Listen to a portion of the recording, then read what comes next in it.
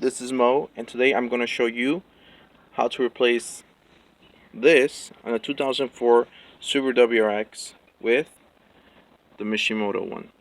Now, why would you want to replace this? Well, this here tends to leak, and since I'm doing a timing belt and water pump install, as you can see, this is the progress so far. I figured, you know what, I might as well replace this because, as you can tell, it leaks from time to time, and that's not what you want in your engine. Also, some other modifications that I've done while doing this timing belt swap, you can see here, I replaced the 3-piece that goes to the oil cooler to the water pump with a single hose, and this is Russell's thermal heat protection something, I don't know what it's called, but I figured it'd be better than having 3 pieces where it could leak from here to the other part into the water pump, to replace it with just one single piece.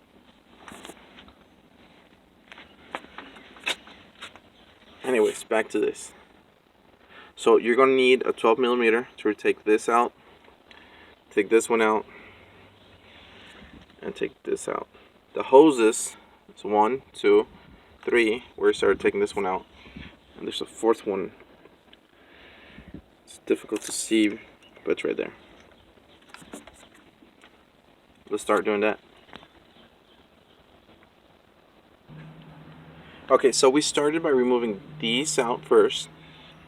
Once these are clear, we took that one off, then the top.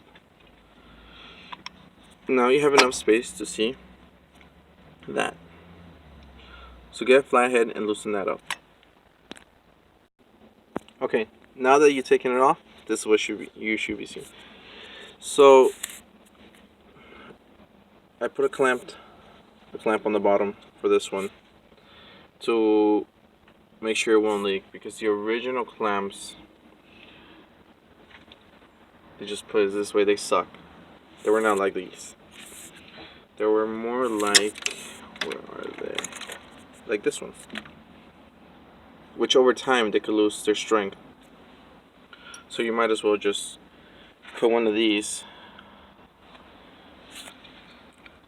so you can have that peace of mind that it won't be leaking from there, especially after you did this. Because if you're not doing a timing belt change, chances are you have to drain the radiator, drain everything from here and to pain in the ass. So you might as well do it right the first time.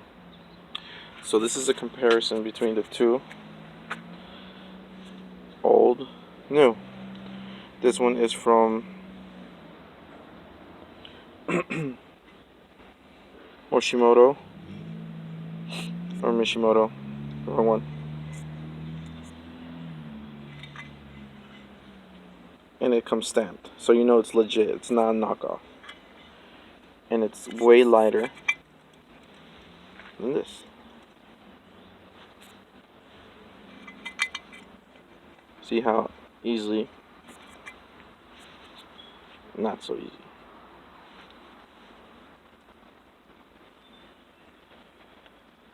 So let's start by putting this back. Oh, putting this one on. And this is the final product. This is how it should look installed. So first you're going to want to tighten these two up, align it with that. Once these are two aligned, just time by hand. Screw that one on. Put the top hoses and you're done. You might need to trim this a little bit so it won't be that stressed out. But other than that, it's relatively straightforward. Pretty easy. You're going to need a 12mm socket, 12mm wrench, flat screwdriver, maybe a pair of pliers depending on what kind of clamps you need or clamps you have. That clamp is tight. So all is left to do now is just refill it with coolant, run it, take the bubbles out, and you should be good to go. Obviously, this is not the case for this car because we still need to do that. Have to finish up with the small details. But if you're just doing the upgrade for Mishimoto, then that's all you need. Enjoy, have a great day.